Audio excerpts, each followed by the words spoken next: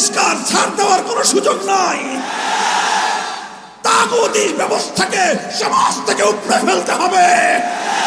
তাগুতের বিরুদ্ধে লড়াই করার জন্য প্রস্তুত হতে হবে। প্রয়োজনে যুদ্ধ করতে হবে। সেই যুদ্ধে লা ইলাহা ইল্লাল্লাহর সৈনিকদেরকে মাঠে নামতে হবে। এমনকি আমাদের ঘরের উপর যদি তরবারি ধারণ করা হয়, আমাদের বুকের উপর যদি বুলেটের আঘাত আসে, আমাদের বুকের উপর যদি রিভলভার পিস্তল ঠেকানো হয়, ওই মুহূর্তে আল্লাহর কোরআনের সত্য কথাগুলো বলতেই হবে, বলতেই থাকবো, বলেই যাব আমরা ইনশাআল্লাহ। আগাম ঘোষণা দিয়ে বলতেছি, আমরা একটা স্তর পর্যন্ত বলবো, এরপরে নিজ হাতে আমরা সবকিছু দায়িত্ব তুলে নেব। আমরা সংশোধন করেই ছাড়বো ইনশাআল্লাহ। এ পথে হয় জীবন থাকবে, আর না হয় শাহাদাতের ঈদগাহে আমরা জমায়েত হব। যে যারা রাষ্ট্র এবং রাজনীতির সঙ্গে জড়িত, তারা আলেমদের কাছ থেকে সবকিছু শুনতে চায়, কিন্তু রাজনীতির কোনো আলাপ শুনতে চায় না। এটা হলো এই সমাজের সবচেয়ে বড় জাহিলিয়াত। এই যে সরকার পতিত হলো, আওয়ামী লীগ সরকার, শেখ হাসিনার সরকার, শুধু না, এই আওয়ামী লীগের 50 বছরের তাদের এই মূর্খতা, এই জাহিলিয়াত তাদেরকে অক্টোপাসের মতো বন্দী করে রেখেছিল। ক্ষমতার দাম্ভিকতায় অনেক সময় আমাদের এই কথাগুলো তাদের বুঝে আসে নাই। এখন আমি তাদেরকে আহ্বান জানাই যে এখন কিছুদিন ফুরসত পাইছো, এখন তো আর রাজনীতি করার সুযোগ নাই তোমাদের। এখন তো তোমরা মাঠেই নাই, খেলবা কি? সীমান্তের ওই পারে। এখন একটু চিন্তা ভাবনা করো, আবার হয়তো সামনে সুযোগ আসতে পারে। তো সেই যদি সুযোগ আসে কোনো দিন, তো আবার রাজনীতির মাঠে নামার আগে নিজেদের এই ভুল ত্রুটিগুলো সংশোধন করে নামবা। সবচেয়ে বড় যেই ভুল ত্রুটিটাকে আমি সংশোধন করবার জন্য আওয়ামী লীগের রাজনীতির সাথে যারা জড়িত ছিলেন তাদেরকে বলবো, সেটা হলো আলেমদের কাছ থেকে সমালোচনা শুনতে পছন্দ করবেন। ওলামায়ে কেরাম যখন রাজনীতির বিষয় নিয়ে কথা বলে, কান পেতে শুনবেন, শুধু শুনবেন, বলবার কিছু চেষ্টা করবেন না। আর আপনারা যতই বলেন, যতই চিৎকার করেন, যতই প্রতিবাদ করেন, যতই জুলুম করেন, যতই নির্যাতন চালান, ওলামায়ে কেরামের এই ইসলাহের কণ্ঠ বন্ধ করতে পারবেন না। কারণ যেটা আমরা আল্লাহর পক্ষ থেকে দায়িত্বপ্রাপ্ত হয়ে বলি, যে কথাগুলো আমরা ঈমানের হিস্সা মনে করে বলি, যে কথাগুলো আমরা কোরআন সুন্নাহর কথা মনে করে বলি, সেই কথা আমরা বলবো, বলতেই থাকবো। এমনকি আমাদের ঘরের উপর যদি তরবারি ধারণ করা হয়, আমাদের বুকের উপর যদি বুলেটের আঘাত আসে, আমাদের বুকের উপর যদি রিভলভার পিস্তল ঠেকানো হয়, ওই মুহূর্তে আল্লাহর কোরআনের সত্য কথাগুলো বলতেই হবে, বলতেই থাকবো, বলেই যাব আমরা ইনশাআল্লাহ।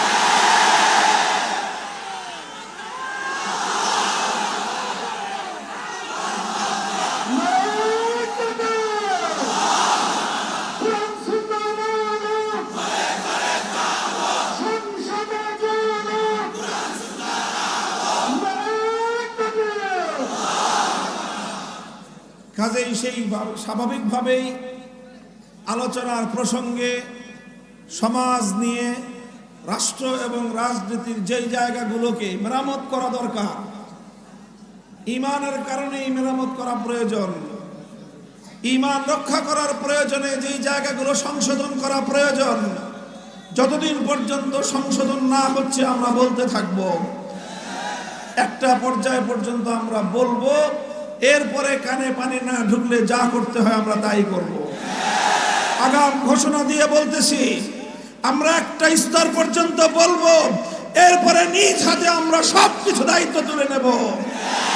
আমরা সংশোধন করেই ছাড়বো ইনশাআল্লাহ। এ পথে হয় জীবন থাকবে, আর না হয় শাহাদাতের ঈদগাহে আমরা জমায়েত হব। আল্লাহ পাক রব্বুল আলামিন বুঝবার তৌফিক দান করেন। কোরআনে পাকের সূরাতুন নিসার 60 নম্বর আয়াত আমি তেলাওয়াত করেছি। আমার আল্লাহ পাক রব্বুল আলামিন এই আয়াতে কারিমার মধ্যে একটা বিস্ময়বোধক প্রশ্ন নিয়ে আশ্চর্যজনক একটা প্রশ্ন নিয়ে আল্লাহ পাক এক শ্রেণীর মানুষের ব্যাপারে অভিযোগ করেছেন। আল্লাহ বলেছেন, আলাম তারা ইলাল্লাযীনা ইয়াজউমুনা আন্নাহুম আমানু বিমা উনজিলা ইলাইকা ওয়া মা উনজিলা মিন ক্বাবলিক। তোমরা একটু লক্ষ্য করে দেখো না, তোমাদের চারপাশে এমন কিছু মানুষ আছে যারা দাবি করে যে তারা ঈমানদার। কি দাবি করে? ইয়াজউমুনা আন্নাহুম আমানু, তারা দাবি করে যে তারা নাকি ঈমানদার।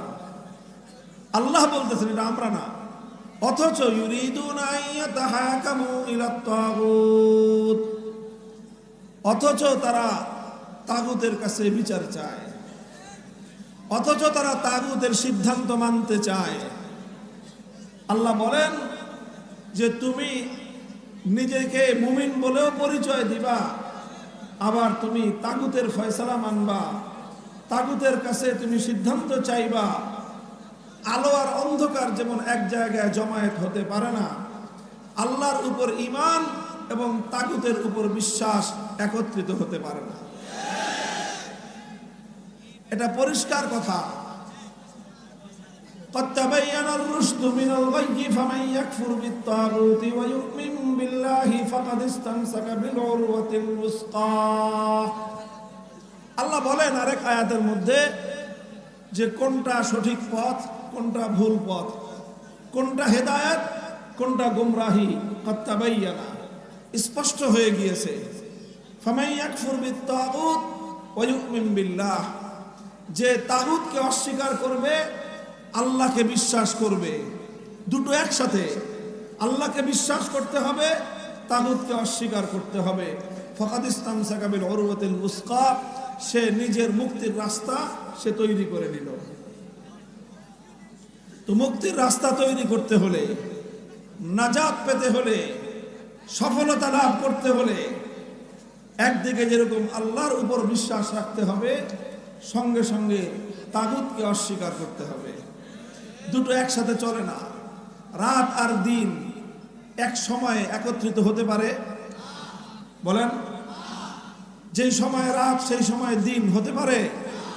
রাত আর দিন যেমন একত্রিত হতে পারে না, আল্লাহর উপর ঈমান, তাগুতের উপর বিশ্বাস, এ দুটোও কোনোদিন একত্রিত হতে পারে না।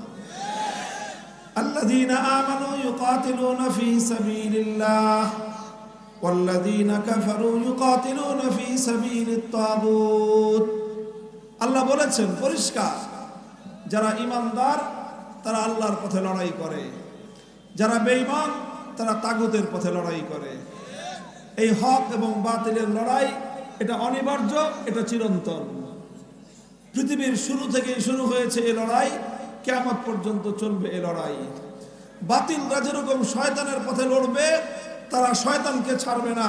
তো ঈমানদাররা কি আল্লাহর পথ ছেড়ে দিবে? আর আস্তে করে বলেন, বেঈমানের দল যদি শয়তানের পথ ছাড়তে না পারে, তো ঈমানদাররা আল্লাহর পথ ছাড়বে কোন দুঃখে? তুমি যদি শয়তানের জন্য জীবন দিতে পারো, তো আমি আল্লাহর জন্য জীবন দিতে আমার আফসোস কোথায়? শয়তানের পথে জীবন দিয়ে তুমি যাবা জাহান্নামে, সেখান থেকে তোমার নমনীয়তা নাই। আর তুমি চাও আমি আল্লাহর পথে জীবন দিয়ে জান্নাতে যেতে পারবো, সেখানে আমাকে তুমি নমনীয় হতে বলো? আমার তো নমনীয় হওয়ার কোনো সুযোগ নাই। ছাড় আমি দিতে পারবো না, ছাড় তোমাকেই দিতে হবে, রাস্তা তোমাকেই পরিবর্তন করতে হবে। মুহতারাম হাজিরিন, কাজে এই জন্য ঈমানকে বুঝতে হলে তাগুতকে চিনতে হবে এবং তাগুতের পথ পরিহার করতে হবে। কারণ তাগুত হলো স্বয়ং আল্লাহ পাক রব্বুল আলামিনের প্রতিদ্বন্দ্বী। তাগুত হলো আল্লাহর প্রতিদ্বন্দ্বী। আপনি আল্লাহকেও রাজি করবেন, আল্লাহর দুশ্মনকেও খুশি করবেন, একসাথে হতে পারে না। আল্লাহ ভি রাজি রহে শয়তান ভি নারাজ না হো, এই ধরনের কোন ধোঁকাবাজির পথ ইসলামের মধ্যে নাই। মুহতারাম হাজিরিন, এই জন্য এই বিষয়টা আমি একটু খোলাসা করব যে তাগুতের পথ আমাদেরকে অবশ্যই পরিহার করতে হবে। এতক্ষণ ধরে আপনারা শুধু বারবার একটা শব্দ শুনতেছেন, তাগুত তাগুত তাগুত। এই শব্দটা কি, কি এর অর্থ, এটা হয়তো আপনাদের অনেকেরই জানা নেই অথবা অনেকেই বুঝতেছেন না। এটার কারণও যে আমরা এই তাগুতের পরিচয় আপনাদের সামনে তুলে ধরি নাই, অথচ কোরআনে পাকের মধ্যে অসংখ্য জায়গায় আল্লাহ পাক রব্বুল আলামিন এই তাগুতের কথা বলেছেন। তাফসীরের কিতাবগুলোর মধ্যে কদিমান ওয়া হাদিসান সর্বযুগের মুফাসসিরিন কিরামগণ কোরআনের ব্যাখ্যা করতে গিয়ে বারবার তারা তাগুতের পরিচয় তুলে ধরেছেন। এই সকল মুফাসসিরদের আলোচনার সারসংক্ষেপ, তাগুতের যে সংজ্ঞা, এর যে পরিচয়, ডেফিনিশন, সেটা যদি আমি সংক্ষিপ্ত ভাষায় আপনাদেরকে বোঝাতে চাই, তাহলে আমি আমার ভাষায় যে কথাটা বলতে পারি সংক্ষেপে আমি বলছি, এরপরে আমি আমার মূল কথার দিকে চলে যাব। আপনারা আগে প্রথমে একটা কথা বুঝেন, গায়রুল্লাহ চিনেন আপনারা? কাকে বলে? গায়রুল্লাহ মানে কি? আল্লাহ ছাড়া। গায়রুল্লাহ মানে আল্লাহ ছাড়া। এই মহাবিশ্বের মধ্যে আল্লাহ হলেন এক এবং একক। আল্লাহ ছাড়া যা আছে সব কি? গায়রুল্লাহ। আল্লাহ ছাড়া যা আছে সব, আসমান কি? গায়রুল্লাহ। জমিন কি? ফেরেশতা কি? মানুষ কি? জিন গায়রুল্লাহ। নবী, ওলি, রাজা, বাদশা সব সব গায়রুল্লাহ একদিকে, আর আল্লাহ এক এবং অদ্বিতীয় একক, তিনি আরেক দিকে। আল্লাহ হলেন এক, আল্লাহ ছাড়া যা আছে সব হলো গায়রুল্লাহ। গায়রুল্লাহ বুঝলেন? তো যে কোনো গায়রুল্লাহকে যদি আল্লাহর স্থানে বসানো হয়, যে কোনো গায়রুল্লাহকে যদি আল্লাহর স্থান দেওয়া হয়, আল্লাহর আসনে বসানো হয়, সেই গায়রুল্লাহকেই বলা হয় তাগুত। কথা বোঝা গেল? যে কোনো গায়রুল্লাহ, তাকে যদি আল্লাহর আসনে বসানো হয়, সেই গায়রুল্লাহকে বলা হয় তাগুত।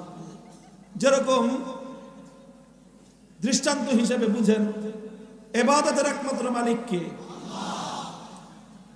লা ইলাহা ইল্লাল্লাহ, নেই কোনো মাবুদ এক আল্লাহ ছাড়া।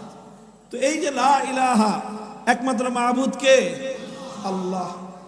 সুতরাং ইবাদতের মালিক, ইবাদতের উপযুক্ত একমাত্র কে? এখন এই ইবাদত যদি আপনি আল্লাহকে না দিয়ে অন্য কাউকে দেন, যে কাউকে দেন, যে কোনো গায়রুল্লাহকে দেন, কোনো দেব দেবতাকে দেন, কোনো মরা দেবতাকে দেন, অথবা কোনো জিন্দা দেবতাকে দেন, অন্য কারো যদি আপনি পূজা করেন, অন্য কারো যদি কেউ ইবাদত করে, তাহলে যার ইবাদত করা হলো তাকে আল্লাহর আসনে বসানো হলো কিনা? কারণ ইবাদত পাবেন একমাত্র কে? আপনি আল্লাহকে ইবাদত না দিয়ে যখন আপনি দুর্গাকে পূজা করলেন, আল্লাহকে ইবাদত না দিয়ে যখন আপনি কালী অথবা সরস্বতীকে পূজা করলেন, তখন আপনি দুর্গাকে, কালী অথবা সরস্বতী ইত্যাদি দেবদেবতাগুলোকে আপনি আল্লাহর আসনে বসালেন। তো যেই গায়রুল্লাহকে আল্লাহর আসনে বসানো হয়, সেই গায়রুল্লাহকে বলা হয় তাগুত। পূর্বের যুগে মানুষ লাত, মানাত, উজ্জা, হুবাল এই সকল দেবদেবতার পূজা করত। সেই যুগে লাত, মানাত, উজ্জা, হুবাল এরা ছিল তখনকার তাগুত। আজকের যুগে মানুষ দুর্গা, সরস্বতী, কালী ইত্যাদি মূর্তিগুলোকে পূজা করে, এগুলো হলো এই যুগের তাগুত। কথা বোঝা গেল? তো আপনার একজন মানুষ যদি ইমানদার হতে হয়, সর্বপ্রথম তাকে আল্লাহর একত্ববাদকে বিশ্বাস করতে হয়, সর্বপ্রথম তাওহীদকে বিশ্বাস করতে হয়। কথা বলেন ঠিক না বেঠিক? এই যে ইবাদতের মধ্যে আল্লাহর সঙ্গে অন্য কাউকে শরীক করা যাবে না, কাউকে শরীক করা যাবে না। এইভাবে আল্লাহর যদি কেউ ইবাদত করে, তাহলে তাকে বলা হয় একত্ববাদী, আর এটাকেই বলা হয় একত্ববাদ। এটাই হলো তাওহীদ। এই তাওহীদকে বলা হয় তাওহীদ ফিল ইবাদাহ। কি বলা হয়? তাওহীদ ফিল ইবাদাহ। অর্থাৎ এটা হলো ইবাদতের মধ্যে আল্লাহর একত্ববাদ, ইবাদতের মধ্যে আল্লাহর একত্ববাদ। যে ইবাদত হবে একমাত্র কার জন্য? আল্লাহ ছাড়া অন্য কারো জন্য যদি ইবাদত করা হয়, তাহলে যার জন্য ইবাদত করা হবে তাকে বলা হবে তাগুত, আর যে ইবাদত করবে তাকে বলা হবে মুশরিক। মুহতারাম হাজিরিন, এটা আমি বুঝালাম মূল কথা বোঝানোর জন্য। কারণ আলহামদুলিল্লাহ মুসলমানদের মধ্যে এতটুকু সুদবোধ আছে যে আল্লাহ ছাড়া অন্য কারো পূজা করা যাবে না, আল্লাহ ছাড়া অন্য কাউকে সাজদা করা যাবে না, আল্লাহ ছাড়া অন্য কাউকে ইবাদত করা যাবে না। এই জন্য মুসলমানরা যদি দেখে যে কাউকে, কোনো মুসলমানকে যে সে দুর্গার সামনে গিয়ে মাথা নত করে আসে, তো মুসলমানরা ওর ব্যাপারে কঠোর সিদ্ধান্ত নিবে যে তুই মুসলমান হয়ে দুর্গার সামনে গেলি কেন? কথা বলেন ঠিক না বেঠিক? আরে দুর্গা তো দুর্গা। কোন মুসলমানকে যদি আরেক মুসলমান দেখে যে ও কবরের সামনে গিয়ে সেজদা করতেছে, কোন পীরের মাজারে গিয়ে সেজদা করতেছে, তাই তো মায়ের একটা মাটিতে পড়ে না। যে তুই কবরে সেজদা করলি কেন? সেজদা পাবেন একমাত্র কে? আল্লাহকে বাদ দিয়ে তুই কবরকে সেজদা করলি কেন? আল্লাহকে বাদ দিয়ে তুই পীরকে সেজদা করলি কেন? আল্লাহকে বাদ দিয়ে তুই গায়রুল্লাহর সামনে মাথা নত করলি কেন? মুসলমানের কাছে এক আল্লাহ ছাড়া অন্য কারো ইবাদত গ্রহণযোগ্য নয়। কেন? কারণ মুসলমানরা একত্ববাদে বিশ্বাসী। মুসলমানরা তাওহীদ ফিল ইবাদাহ, ইবাদতের মধ্যে আল্লাহর একত্ববাদকে বিশ্বাস করে। মুহতারাম হাজিরিন, ইবাদতের মধ্যে যেরকম আল্লাহর একত্ববাদকে বিশ্বাস করতে হয়, ঠিক তদ্রূপ আল্লাহ পাক রব্বুল আলামিনের আরেকটা গুরুত্বপূর্ণ একত্ববাদ রয়েছে। সেই একত্ববাদকে বলা হয় তাওহীদ ফিল হাকিমিয়াহ। সেটাকে বলা হয় তাওহীদ ফিল হাকিমিয়াহ।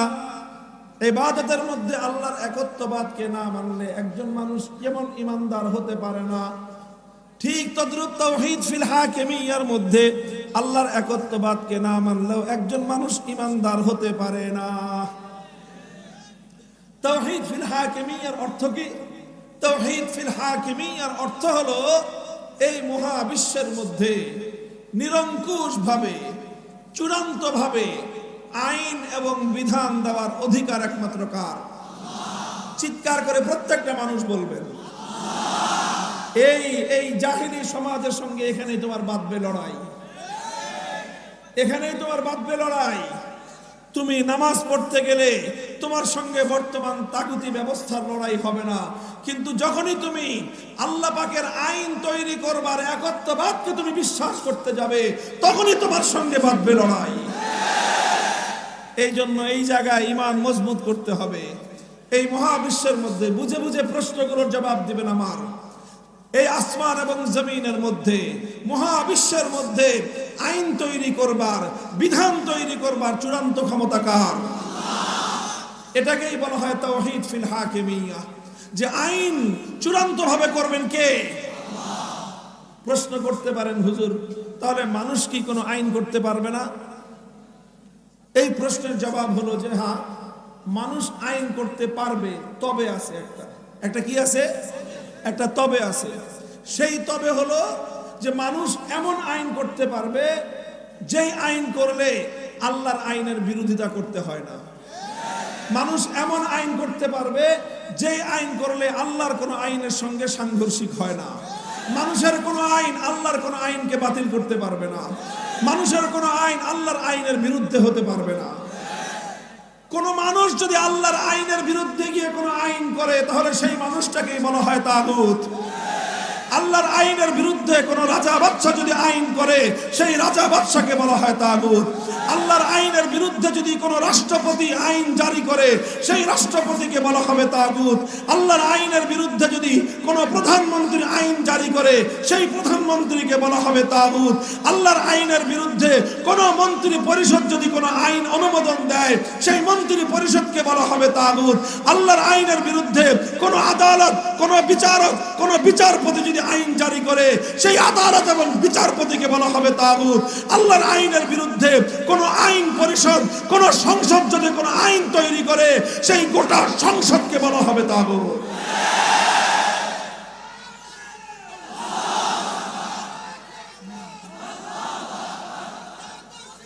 এটা দিলে পূর্ব না এখন। মুহতারাম হাজিরিন, যে এই হলো তাগুত। বুঝলেন? বুঝা গেল বিষয়টা? যে কেউ, যে কোনো ব্যক্তি, যে কোনো ফোরাম যে কোনো কমিটি, যে কোনো পরিষদ আল্লাহর আইনের বিরুদ্ধে আইন করবে তাদেরকে বলা হবে তাগুত, আর তাদের আইন যারা মেনে নিবে তাদেরকে বলা হবে মুশরিক। পরিষ্কার কথা। আল্লাহর ইবাদত করতে হবে। আল্লাহকে বাদ দিয়ে যদি দুর্গার ইবাদত করা হয়, দুর্গাকে বলা হয় তাগুত। যারা দুর্গাকে ইবাদত করবে তাদেরকে বলা হবে মুশরিক। ঠিক তেমনি ভাবে চূড়ান্ত ভাবে আইন তৈরি করবার ক্ষমতা একমাত্র কার?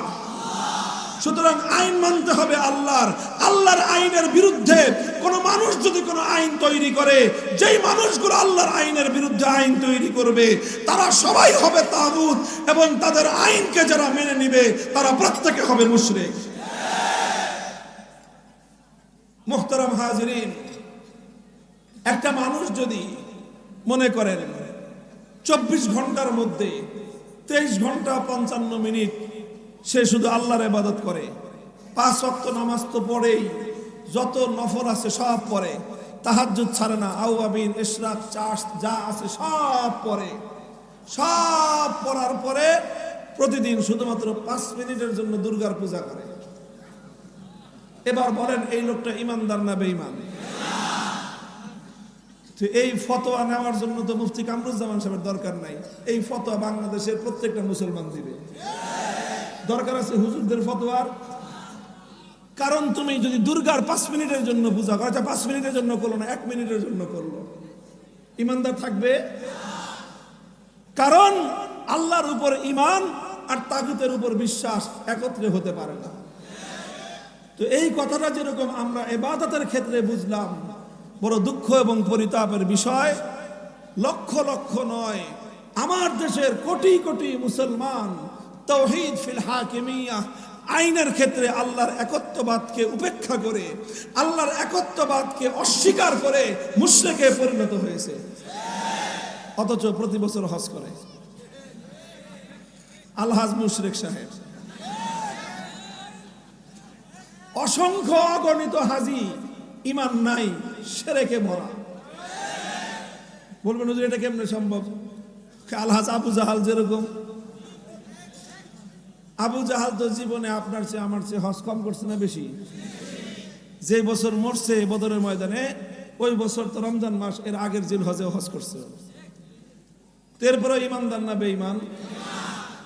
কারণ শুধু হজ করলে ইমানদার হওয়া যায় না, তাহাজ্জুদের সময় জানামাজ খুঁজলে ইমানদার হওয়া যায় না। ইমানদার তো ভিন্ন জিনিসের নাম। তোমাকে সর্বপ্রথম তোমাকে তাওহীদ এবং একত্ববাদ ঠিক করতে হবে। শুধুমাত্র ইবাদতের ক্ষেত্রে আল্লাহর একত্ববাদকে বিশ্বাস করলেই হবে না, ইবাদতের মধ্যে যেরকম বিশ্বাস করতে হবে, আইন এবং বিধান দেওয়ার ক্ষেত্রে আল্লাহর একত্ববাদকে বিশ্বাস করতে হবে। দুঃখ এবং পরিতাপ লাগে, কলিজাটা বিদীর্ণ হয়ে যায়। সমাজের মধ্যে সব আলোচনা আছে, সব কথা আছে, কিন্তু মুমিনের এই তাওহীদ ফিল হাকিমিয়ার ঈমানকে এবং এই একত্ববাদকে দুরুস্ত করবার মতো আলোচনা সমাজে নাই। থাকবে কেমনে? এই কথা বলতে গেলে যারা আল্লাহর আইনের বিরুদ্ধে রাজনীতি করে এরা ফস করে ওঠে। এই যে শুরু করছিলাম যে কথা আওয়ামী লীগের, এই বাংলাদেশে এই ধরনের মূর্খতা এবং এই জাহিলিয়াত সবচেয়ে বেশি এনেছে আওয়ামী লীগ। আর এরপরে আওয়ামী লীগের সাথে রাজনীতি করতে করতে এই এই এই কুস্বভাব আস্তে আস্তে বিএনপির মধ্যে ঢুকছে। ভালো হয়ে যান, ভালো হয়ে যান। আওয়ামী লীগরাও কই ভালো হয়ে আসবে, আর বিএনপিরাও কই ভালো হয়ে যাবে। রাজনীতি করতে গিয়ে ঈমান হারাবেন না, পরিষ্কার ঈমানের জায়গাটাকে পরিষ্কার বুঝে নেবেন, তারপরে রাজনীতিতে নামেন। ঈমান নিয়ে ছিনিমিনি খেলবেন না। এই দেশের রাজনীতিবিদরা যেই পরিমাণ মানুষকে মন্দিরে, মুসলমানদেরকে মন্দিরে নিয়েছে, আর কেউ এই পরিমাণ মুসলমানকে মন্দিরে নিতে পারে না। তারা তাদের নিজেদের ব্যক্তিগত রাজনীতির স্বার্থে লক্ষ লক্ষ মুসলমান মায়ের সন্তানকে মুশরিক বানিয়েছে। হিসাব দিতে হবে আল্লাহর কাছে। আল্লাহর কাছে তো হিসাব পরে, এখন সামনে আমরা হিসাব নেব তোমাদের। পরিষ্কার, ছাড় দেওয়ার কোনো সুযোগ নাই। তাগুতি ব্যবস্থাকে সমাজ থেকে উপড়ে ফেলতে হবে। তাগুতের বিরুদ্ধে লড়াই করার জন্য প্রস্তুত হতে হবে, প্রয়োজনে যুদ্ধ করতে হবে। সেই যুদ্ধে লা ইলাহা ইল্লাল্লাহর সৈনিকদেরকে মাঠে নামতে হবে।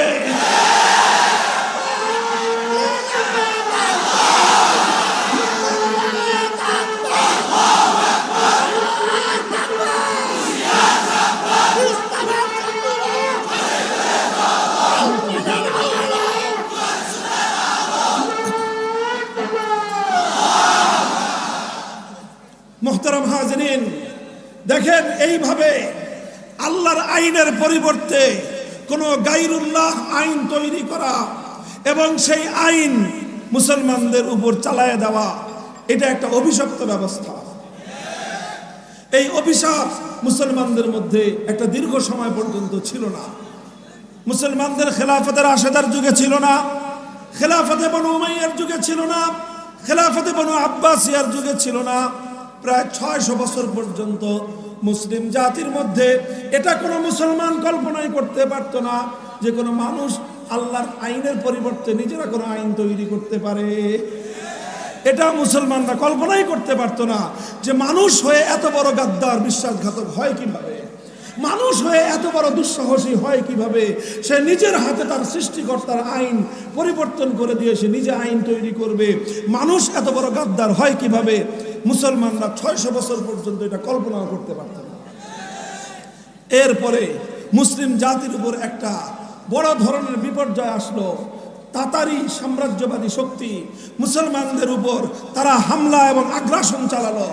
এই তাতারি মঙ্গোলীয় সম্প্রদায় মুসলমানদের প্রাণকেন্দ্র, মুসলমানদের খেলাফতের প্রধান রাজধানী বাগদাদকে তারা ধ্বংস করলো, লক্ষ লক্ষ মুসলমানকে হত্যা এবং শহীদ করলো।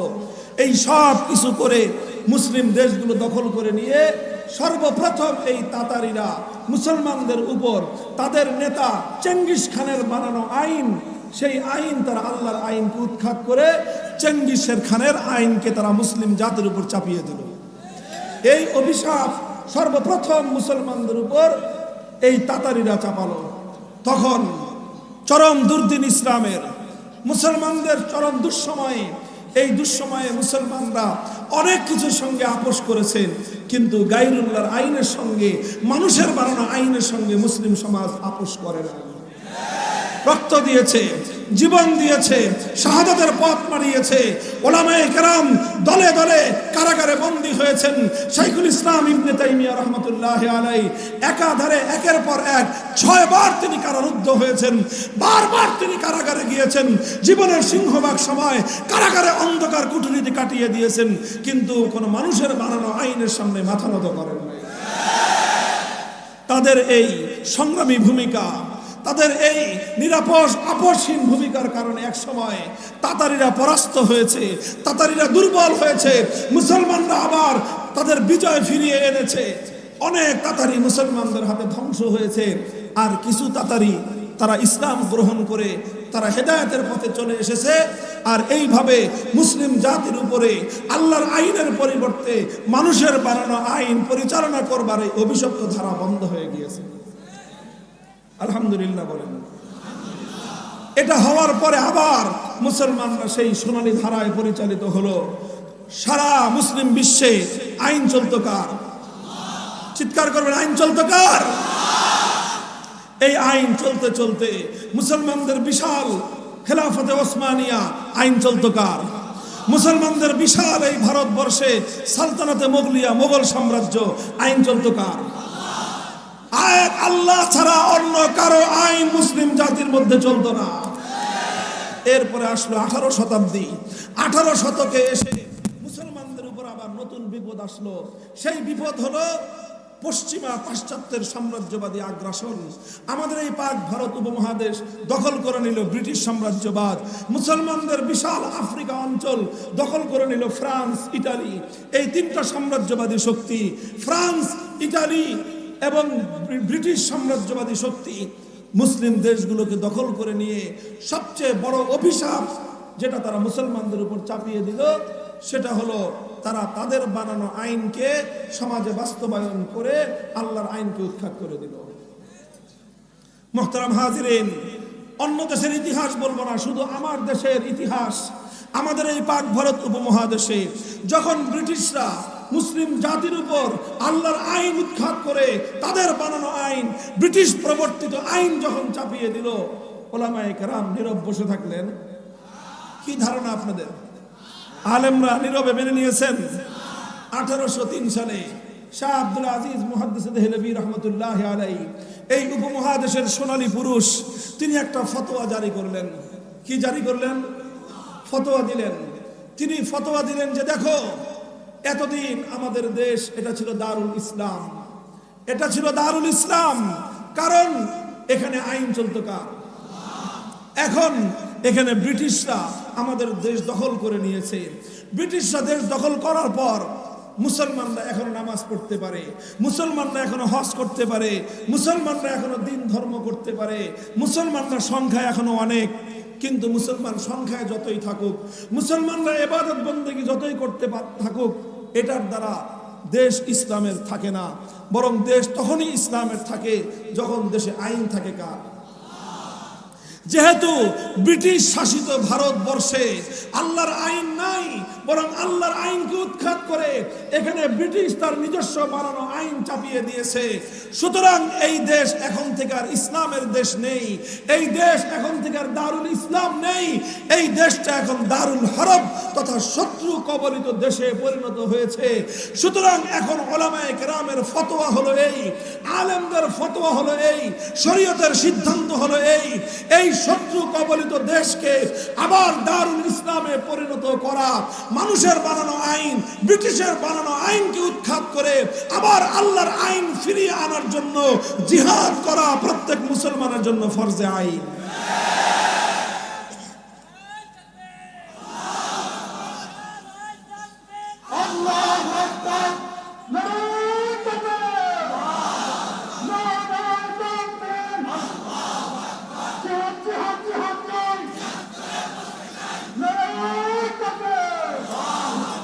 মুহতারাম হাজিরিন, তিনি এই ফতোয়া দিয়ে বসে থাকেন নাই। উলামায়ে কেরাম জাতিকে উদ্বুদ্ধ করেছেন, জাতিকে সজাগ করেছেন, তাদেরকে তাদের দায়িত্ব এবং কর্তব্য সম্পর্কে অনুপ্রাণিত করেছেন। আর এই অনুপ্রেরণার সূত্র ধরেই মুজাহিদিনদের বাহিনী তৈরি হয়েছে। 1831 সালে বালাকোটের রণাঙ্গনে সৈয়দ আহমদ রহমতুল্লাহ আলাইহির নেতৃত্বে বালাকোটের জিহাদ হয়েছে। সৈয়দ আহমদ শাহাদাত বরণ করেছেন, রক্ত দিয়েছেন, জীবন দিয়েছেন, ব্রিটিশের আইনের সামনে মাথা নোয়ান নাই। 1857 সালে শামেলির রণাঙ্গনে জিহাদ হয়েছে। হাজী ইমদাদুল্লাহ মুহাজিরে মক্কি জিহাদ করেছেন, রশিদ আহমদ গঙ্গুহি জিহাদ করেছেন, কাসেম নানুতুবি জিহাদ করেছেন, হাফেজ জামিন শহীদ জিহাদ করেছেন, হাফেজ জামিন শহীদ শহীদ হয়েছেন, রক্ত দিয়েছেন, জীবন দিয়েছেন, ব্রিটিশের আইনের সামনে এক মুহূর্তের জন্য মাথা নত করেন নাই।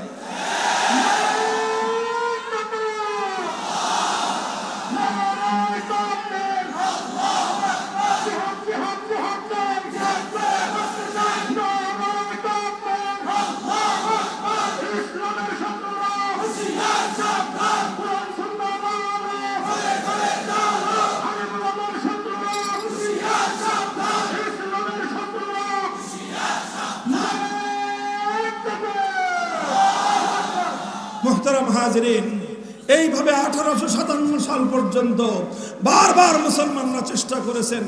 হাজী ইমদাদুল্লাহ মুহাজিরে মক্কি রহমতুল্লাহ আলাইহি, যাকে আমরা এদেশের সকল আলেমরা চিনেন, যারা তরিকতের লাইনে মেহনত করেন, পীর মুরিদের লাইনে যারা কাজ করেন, তারা সকলেই জানেন আমাদের এই ভারত উপমহাদেশে হাজী সাহেবকে বলা হয় সৈয়দুত তাইফা, তাকে বলা হয় পীরানে পীর, সমস্ত পীরদের পীর তাকে বলা হয়। কিন্তু তার আসল পরিচয় আমরা কোনোদিন বলি না। হাজী ইমদাদুল্লাহ মুহাজিরে মক্কি রহমতুল্লাহ আলাইহি, তিনি শুধু পীর ছিলেন না, বরং তিনি 1857 সালের আগে থানা ভবনকে একটা রাজধানী ঘোষণা করে তিনি একটা ইসলামী স্টেট ঘোষণা করেছিলেন, একটা খেলাফত কায়েম করেছিলেন। যেই খেলাফতের আমিরুল মুমিনিন ছিলেন তিনি নিজে হযরত হাজী সাহেব রহমতুল্লাহ আলাইহি, সেই খেলাফতের প্রধানমন্ত্রী ছিলেন কাসেম নানুতুবি রহমতুল্লাহ আলাইহি, সেই খেলাফতের চিফ জাস্টিস ছিলেন রশিদ আহমদ গঙ্গুহি রহমতুল্লাহ আলাইহি, সেই খেলাফতের প্রধান সেনাপতি ছিলেন হাফেজ জামিন শহীদ রহমতুল্লাহ আলাইহি।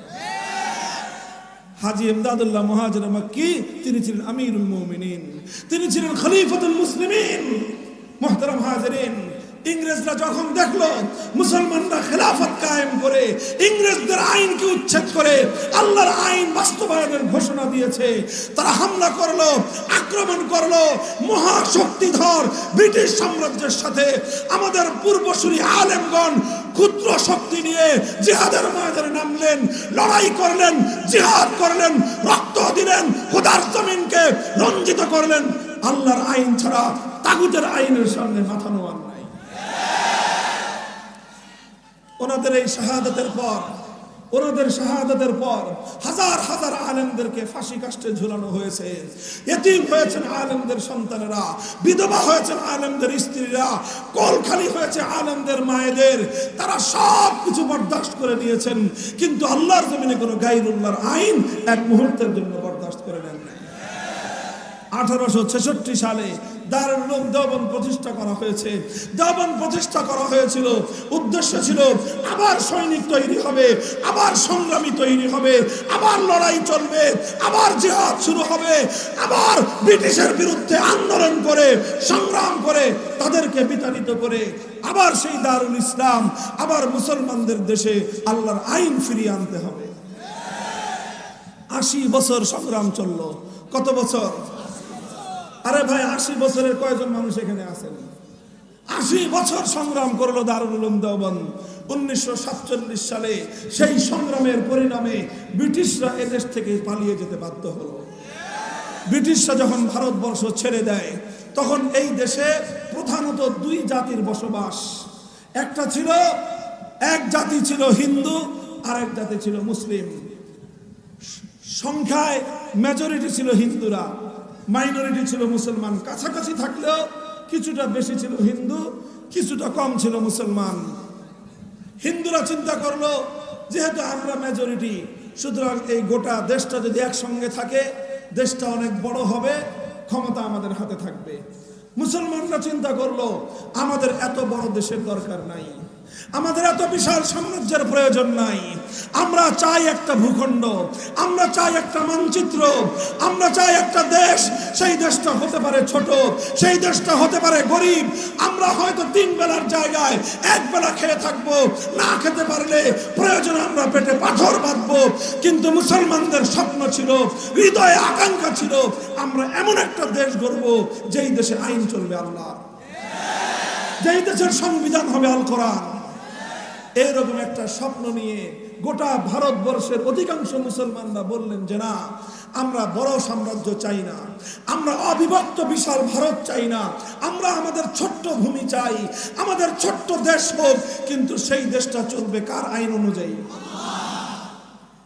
তখন এই ভারত 2 ভাগ হয়ে গেল। হিন্দুরা পেল 1 ভাগ, বিশাল ভারত, আর মুসলমানরা পেল তার তুলনায় অনেক ছোট একটা জায়গা। সেই জায়গাটার নাম 1947 সালে দেয়া হলো পাকিস্তান।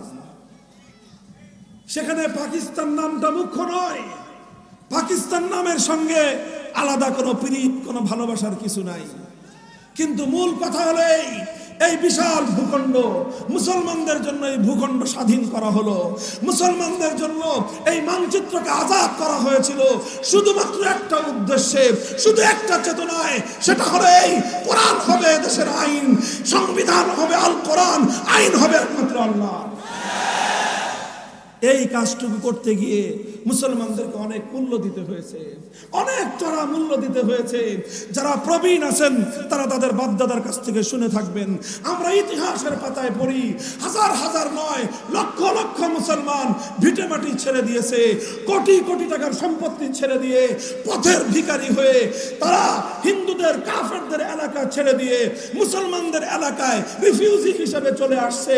তারা শরণার্থী হিসেবে চলে এসেছে, জীবনের সমস্ত সম্পদ ত্যাগ করেছে, অনেকে নিজেদের সন্তানদেরকে পর্যন্ত ত্যাগ করেছে, অনেকে আসতে গিয়ে রাস্তার মধ্যে জীবন দিয়েছে, প্রাণ দিয়েছে, রক্তের স্রোতের উপর দিয়ে, জীবনের অনেক ত্যাগ আর কোরবানির উপর দিয়ে, লক্ষ কোটি মুসলমানদের জীবন, সম্পদ আর ইজ্জতের উপর দিয়ে মুসলমানদের জন্য আলাদা স্বাধীন ভূমি প্রতিষ্ঠিত হয়েছিল। এখানে বড় হৃদয় বিদারক একটা ইতিহাস আছে, যে ইতিহাস বলতে গেলে, শুনতে গেলে, বুঝতে গেলে হৃদয় রক্তক্ষরণ হয়। সেটা হলো এই, মুসলমানদের জন্য আল্লাহর আইনের দ্বারা পরিচালিত একটা দেশ গঠন করতে গিয়ে গোটা ভারতবর্ষের অনেক মুসলমান জীবন দিয়েছে, অনেক মুসলমানের ত্যাগ আর কোরবানি আছে। পাঞ্জাবের মুসলমানদের কোরবানি আছে, বেলুচিস্তানের মুসলমানদের কোরবানি আছে, সেই সীমান্ত প্রদেশের মুসলমানদের কোরবানি আছে। লাহোর থেকে নিয়ে শুরু করে সেই করাচি পর্যন্ত বহু মুসলমানের ত্যাগ আর কোরবানি রয়েছে। তবে গোটা ভারতবর্ষের সমস্ত মুসলমানদের ত্যাগ আর কোরবানিকে যদি এক পাল্লায় রাখা হয়, আর শুধুমাত্র এই বাংলাদেশের মুসলমানদের ত্যাগ আর কোরবানিকে যদি এক পাল্লায় রাখা হয়, ইতিহাস যারা পাঠ করেছে তারা বলবে কথা, বাংলাদেশের মুসলমানদের ত্যাগ আর কোরবানির পাল্লা ভারী হয়ে যাবে। এই বাংলাদেশের মুসলমান কারা ছিল? আসমান থেকে মুসলমান নেমে আসছিল না? তোমার বাপ ছিল, আমার বাপ ছিল, তোমার দাদা ছিল, আমার দাদা ছিল।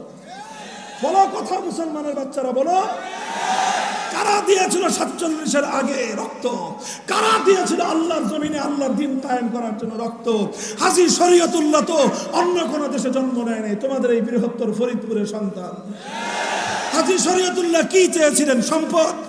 হাজী শরীয়তুল্লাহ কি চেয়েছিলেন? ক্ষমতা। হাজী শরীয়তুল্লাহ তো ফরায়েজি আন্দোলন করেছিলেন যে আমার দেশের মানুষ আল্লাহর ফরজ বিধান নিয়ে বেঁচে থাকুক, আর তো কোনো কিছু চায় নাই। এদেশের মুসলমানরা অনেক ত্যাগ স্বীকার করেছে, অনেক কোরবানি করেছে, শাহাদাতের নজরানা পেশ করেছে, বাপ দাদার 1000 বছরের ভিটে মাটি ছেড়ে দিয়ে রাস্তার ফকির হতে তারা পছন্দ করেছে। স্বপ্ন ছিল একটাই, আইন চলবে কার? মুহতারাম হাজিরিন, এই আল্লাহর আইনের সমাজ গড়বার জন্য আমার এবং তোমার এই বাংলাদেশের মুসলমানদের অবদান সবচেয়ে বেশি ছিল। আমাদের বাড়ির কাছে ছিল কলকাতা, এই কলকাতাকে আমরা লাথি মারলাম। বাড়ির কাছে ছিল দিল্লি, দিল্লিকে তালাক দিলাম, 14 তালাক। দিল্লিকে 14 তালাক দিলাম। বাংলাদেশের চতুর্পার্শ্বে ভারত, সেই ভারতকে আমরা ত্যাগ করলাম। এই ভারত ছাড়লাম, দিল্লি ছাড়লাম, কলকাতা ছাড়লাম। 2000 মাইল দূরের সেই পশ্চিম পাকিস্তানি খান পাঠানদের সাথে হাত মিলাইলাম শুধুমাত্র একটা উদ্দেশ্যে, ওরাও মুসলমান, আমরাও মুসলমান, শুধুমাত্র একটা উদ্দেশ্যে, আইন চলবে কার? এই একটা জিনিস ছিল তাদের সঙ্গে আমাদের। এছাড়া খান পাঠানদের সঙ্গে আমাদের আর কোনো সম্পর্ক ছিল না, আর কোনো প্রেম প্রীতি ওদের সঙ্গে আমাদের ছিল না।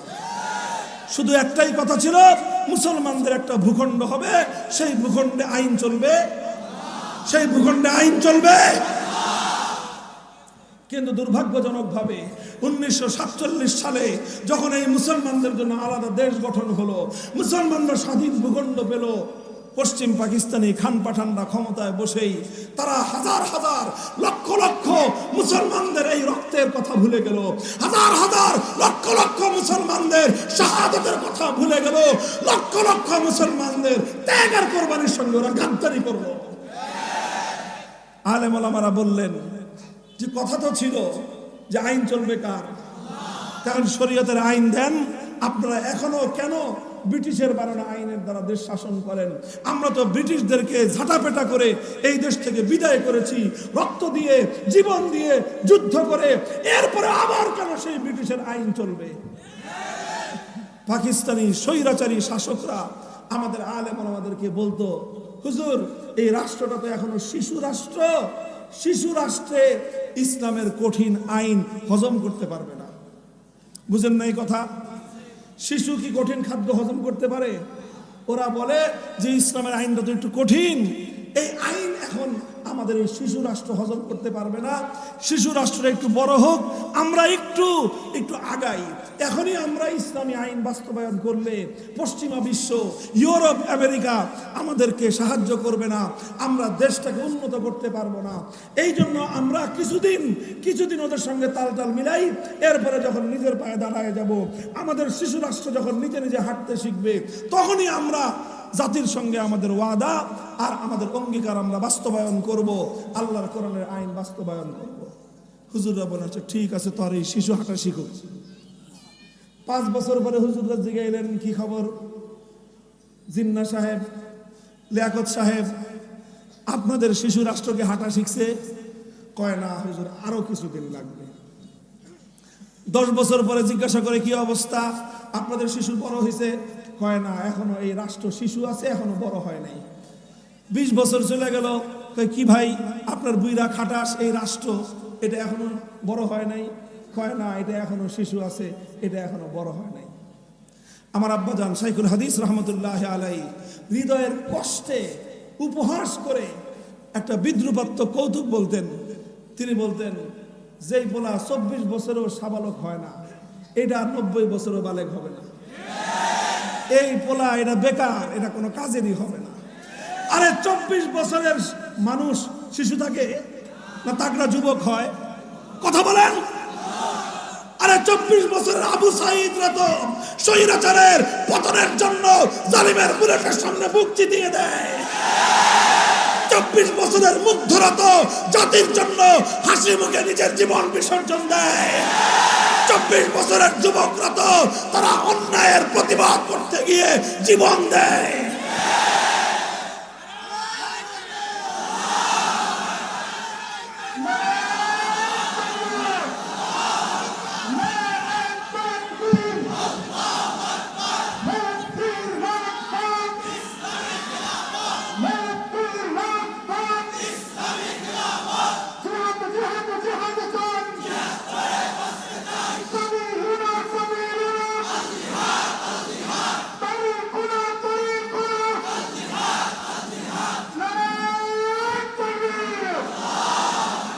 মোহতারাম হাজরিন, এই 24 বছরের বুইরা খাটাস পাকিস্তানি পোলা, এটা তখনও যখন সাবালক হলো না, আমার দেশের মুসলমানরা সিদ্ধান্ত নিল যেই পোলা 24 বছরেও সাবালক হয় না, এই পোলা রাখার দরকার নাই।